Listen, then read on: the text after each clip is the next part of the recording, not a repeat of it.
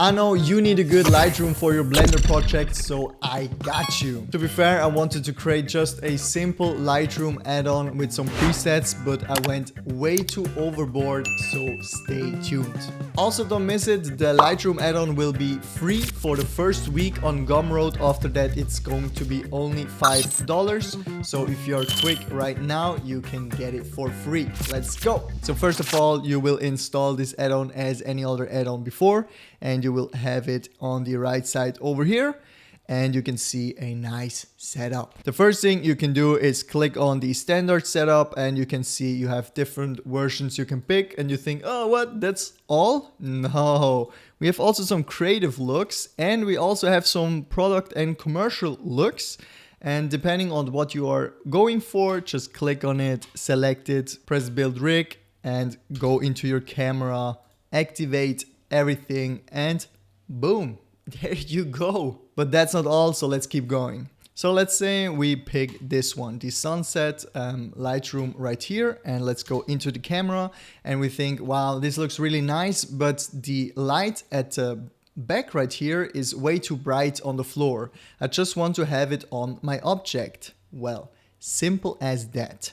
You just select the light that is responsible for this light on the floor, and you can scroll down in your add-on, and on the target light linking, you can open this up, and there we have a link to option. And then with the eyedropper tool, just select your object, and boom.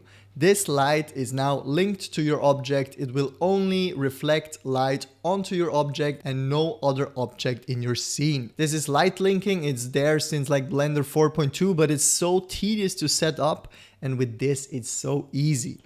You can also use this feature for lights that you just add in to your scene. So let's say I add in a new light right here, and I also want just to affect my object right here. So just eyedropper tool, select the object, and it's there. It doesn't affect the floor anymore. So if I would delete this, you can see, okay, it's not so bright right now.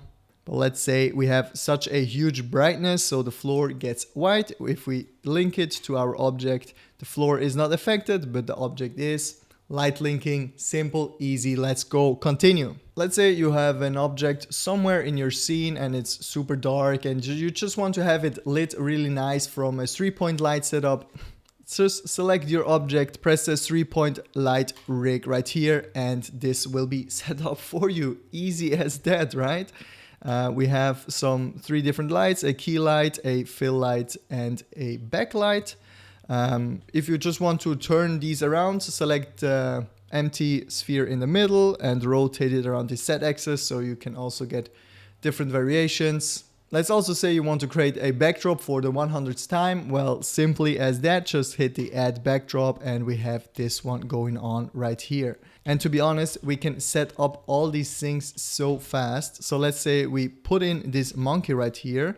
We add in a backdrop, let's scale this up and add in a 3-point light, and we already have such a nice light setup in 2 or 3 clicks. Now, one funny feature I wanted to add is the calibration rig. This one right here. I just saw this, that it's useful if you have a reflective sphere and a rough sphere, and also the colors right here. So just so you can toggle how your scene is going to look. I just saw this online that this is super useful, so I added it in here as well. We are still not finished, so keep watching. Let's say we have an outdoor scene and we just want to have a simple sky. Well, easy as that. Just click on physical sky system, initialize sky system. And this is the normal inbuilt Blender system actually, where you can change many different settings such as elevation, rotation, sun size, intensity, whatever you feel like. And I also added in some presets. Of course, we have some sunset preset right here. Where's the sun? Somewhere over there. We have a Mars preset that looks like this.